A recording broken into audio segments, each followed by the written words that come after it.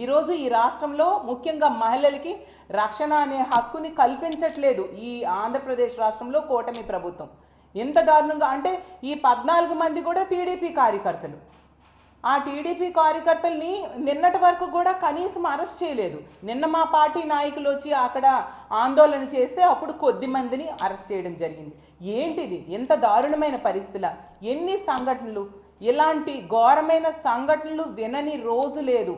ఎంత దారుణంగా మహిళల రక్షణ వీళ్ళు గాలికి వదిలేయడం ఎంతవరకు సమంజసం?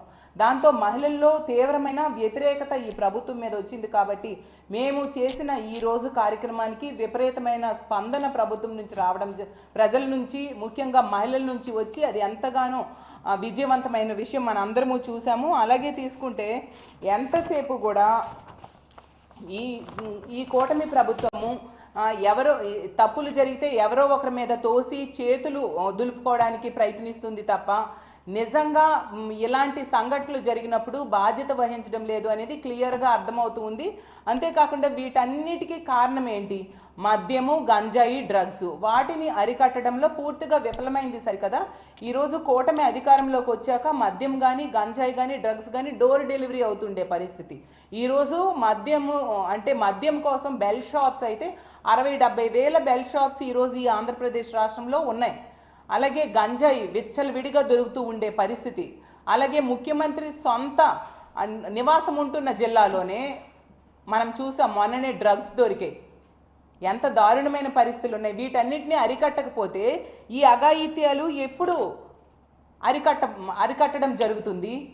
గతంలో చూస్తే జగన్మోహన్ రెడ్డి గారి పాలనలో మహిళల రక్షణ కోసం ఎంతగానో పెద్దపేట వేసి ఒక దిశ వ్యవస్థను తీసుకొచ్చారు. దిశ పోలీస్ స్టేషన్స్ తీసుకురావడం జరిగింది. అలాగే దిశ యాప్ని తీసుకొచ్చారు. దిశ యాప్ మీద నమ్మకంతో మనం చూసాం 1,30,00,000 మంది మహిళలు దిశ యాప్ని డౌన్లోడ్ చేసుకున్నారంటే ఆ యాప్ మహిళల రక్షణకి ఎంతగా ఉపయోగపడిందో అర్థం చేసుకోవచ్చు. దిశ చట్టం అసెంబ్లీలో తీర్మానం చేసి ఆమోదం తెలిపి కేంద్రం దగ్గరికి పంపితే కేంద్రంలో పెండింగ్లో అందులో ఉన్న అంశాలన్నీ కూడా జగన్మోహన్ రెడ్డి గారు ఎంతో చక్కగా మన ఆంధ్రప్రదేశ్ రాష్ట్రంలో అమలు చేసి మహిళల రక్షణకి పెద్దపీట వేస్తూ రివ్యూలు చేయడం జరిగింది. ఈరోజు తీసుకుంటే కూటమి ప్రభుత్వం వచ్చిన ఈ సంవత్సర కాలంలో కనీసం ఒక్క రివ్యూ అయినా మహిళల రక్షణ కోసం వీళ్ళు చేపట్టారా? అలాగే మహిళల రక్షణ కోసం ఒక్క వ్యవస్థనైనా తీసుకొచ్చారా? ఉన్న దేశ వ్యవస్థని ఈరోజు నిర్వీర్యం చేయడమే కాకుండా ఎంతసేపు హోమ్ మినిస్టర్ గారు ఒక మహిళా హోమ్ మినిస్టర్ అయ్యుండి కూడా ఆడపిల్లల మాన ప్రాణాల రక్షణ గాలి కొదిలేసి ఎంతసేపు కూడా ప్రతిపక్ష పార్టీని జగన్మోహన్ రెడ్డి గారిని దుమ్మెత్తిపోయడం మీదే దృష్టి పెడుతూ ఉండే పరిస్థితి. అంటే ఈ ఆంధ్రప్రదేశ్ రాష్ట్రంలో మహిళలకి బ్రతికే హక్కు లేదా అని అడుగుతున్నాను. అసలు నిజం చెప్పాలంటే ఆడపిల్లల మాన ప్రాణాలంటే ఎంత చులకన వీళ్ళకి.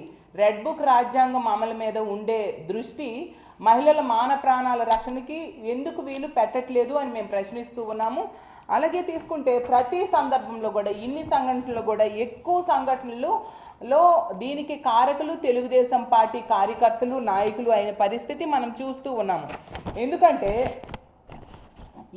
ఈవెను రాప్తాడు నియోజకవర్గంలో తీసుకుంటే ఈ 14 మంది కూడా తెలుగుదేశం పార్టీ కార్యకర్తలే.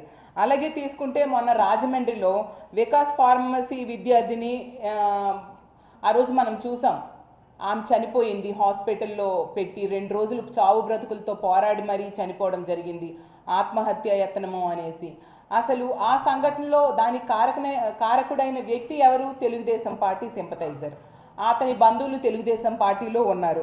అలాగే తీసుకుంటే ఎన్నో సంఘటనలు గుంటూరు జిల్లా తెనాలిలో తీసుకుంటే సహానా అనే దళిత యువతిని టీడీపీ రౌడీ షీటర్ నవీన్ ఎంత ఘోరంగా ఎత్తుకెళ్ళి ఆమెపై దాడి చేసిన ఘటనలో ఆమె బ్రెయిన్ డెడ్ అయ్యి మృత్యుతో పోరాడి చనిపోయిన విషయం మనందరము చూసాము.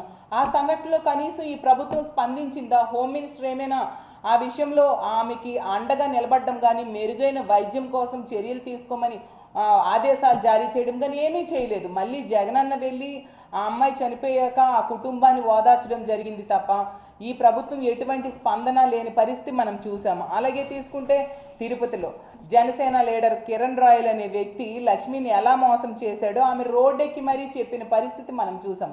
అంత దారుణంగా అతను ఆ అమ్మాయికి వేధింపులకు గురి చేసి మోసం చేస్తే కనీసం అతని మీద ఏ చర్యలు ఈ ప్రభుత్వం తీసుకోలేదు, ఒక కేసు నమోదు చేయని పరిస్థితి. అలాగే టీడీపీ ఎమ్మెల్యే అయిన కొలిక్కాపూడి శ్రీనివాస్ వేధింపుల వలన ఒక విఆర్ఓ ఆత్మహత్యాయత్నం, ఒక మహిళ విఆర్ఓ ఆత్మహత్యాయత్నం చేసుకుంది. మరి ఆ కొలికపూడి శ్రీనివాస్ అనే వ్యక్తి మీద ఏం కేసులు మీరు పెట్టారు? అలాగే టీడీపీ ఎమ్మెల్యే ఆదిమూలం అనే వ్యక్తి వలన ఒక మహిళ ఇబ్బందులకు గురై ఆమె ప్రెస్ మీట్ పెట్టి మరీ చెప్పింది. కానీ వీళ్ళు సెటిల్మెంట్ చేశారు తప్ప ఆదిమూలం అనే ఎమ్మెల్యే మీద ఎటువంటి చర్యలు తీసుకోలేదు, ఎటువంటి కేసు కూడా నమోదు చేయని పరిస్థితి మనం చూసాం. అలాగే తీసుకుంటే కాకినాడ రూరల్ జనసేన ఎమ్మెల్యే అనుచరులైతే పంచాయతీరాజ్ శాఖలో పనిచేసే ఫీల్డ్ అసిస్టెంట్ని ప్రతిసారి కూడా నెల నెల మామూలు ఇమ్మని ఇబ్బంది పెట్టడం వల్ల ఆమె ఆత్మహత్యాయత్నం చేసుకున్న పరిస్థితి మనం చూసాం. ఎందుకంటే మామూలుైనా ఇవ్వాలి లేదా పక్కలోకి రావాలంటూ ఆమెను వేధించారని చెప్పి ఆమె ఆత్మహత్య ప్రయత్నం చేసింది. ఎంత దారుణమైన పరిస్థితులు! మరి ఆ అనుచరుల మీద ఏం కేసులు మీరు పెట్టారు? ఎటువంటి కేసులు లేని పరిస్థితి. అలాగే ముచ్చుమర్రి సంఘటన చూసాను, ఎంత దారుణంగా ఆ రోజు 9 ఏళ్ల బాలికని గ్యాంగ్ రేప్ చేసి మొక్కలుగా నరికేసి విసిరి పారేశారు. ఇప్పటికి కూడా ఆ డెడ్ బాడీని కనిపెట్టలేదు సరికదా. ఆ కుటుంబానికి ఎటువంటి సహాయము చేయని పరిస్థితి మనం చూసాము. అంతేకాకుండా సాక్షాత్తు హోమ్ మినిస్టర్ గారి నివాసం ఉంటున్న విశాఖపట్నంలో నీరబ్ శర్మ అనే వ్యక్తి అయితే ఒక అమ్మాయి మీద హత్యాయత్నం చేసి పారిపోవడం జరిగింది. అంటే హోమ్ మినిస్టర్ నివాసం ఉన్న ప్రాంతంలో కూడా అమ్మాయిలకి రక్షణ లేకపోతే ఇంకా ఇంతకంటే దారుణం ఇంకేముంటుంది చెప్పండి. అలాగే హోమ్ మినిస్టర్ సొంత జిల్లా అయిన అనకాపల్లి జిల్లాలో ఆమె పక్క నియోజకవర్గమైన యలమంచిల్లో రాంబిల్లిలో తీసుకుంటే ఒక అమ్మాయిని ఆ పేరెంట్స్ కంప్లైంట్ కూడా ఇచ్చారు. ఆ సురేష్ అనే వ్యక్తి వలన భయం, ప్రాణహాని ఉంది అని కంప్లైంట్ ఇచ్చినా పోలీసులు ప్రభుత్వము నిర్లక్ష్యంగా వ్యవహరించడంతో ఆ అబ్బాయి కూడా ఆ అమ్మాయి ఇంటికి వెళ్ళి మరీ పేక కోసి చంపేయడం జరిగింది. దీనిలో కూడా ప్రభుత్వ వైఫల్యం అలాగే పోలీసుల నిర్లక్ష్యం క్లియర్గా కనిపిస్తూ ఉండే పరిస్థితి మనం చూస్తూ ఉన్నాము. అసలు నేరాల నియంత్రణలో పోలీస్ శాఖ అయినా ప్రభుత్వమైనా పూర్తిగా వైఫల్యం చెందిన పరిస్థితి మనం చూస్తూ ఉన్నాం. ఎంతసేపు కూడా రెడ్ బుక్ అంటూ రెడ్ బుక్ రాజ్యాంగం అమలు మీదే దృష్టి పెడుతూ ఉన్నారు తప్ప ఎక్కడా కూడా అంబేద్కర్ రాజ్యాంగాన్ని అమలు చేయని పరిస్థితి మనం చూస్తూ ఉన్నాము. కాబట్టి ఈరోజు అంబేద్కర్ గారికి మా పార్టీ మహిళలందరూ కూడా సాధారణ మహిళలు కూడా పెద్ద ఎత్తున తరలి వచ్చి అంబేద్కర్ గారికి వినతి పత్రం ఇవ్వడం జరిగింది. ఇలాంటి ప్రభుత్వంలో ఉన్న పెద్దల మనసు మార్చి మహిళల రక్షణ కోసం పెద్దపీట వేయాలి. అలాగే రెడ్ బుక్ రాజ్యాంగం అనే దాన్ని పక్కన పెట్టి అంబేద్కర్ రాజ్యాంగం చక్కగా అమలయ్యేట్టుగా ఈ రాష్ట్రంలో అమలయ్యేట్టుగా చేయాలి. అలాంటి బుద్ధిని ఈ ప్రభుత్వ పెద్దలకు పోలీసులకు కలిగించాలని అంబేద్కర్ గారికి విన్నవించుకుంటూ మేము ఈ పెద్ద ఎత్తున నిరసన కార్యక్రమాలు చేపట్టడం జరిగింది.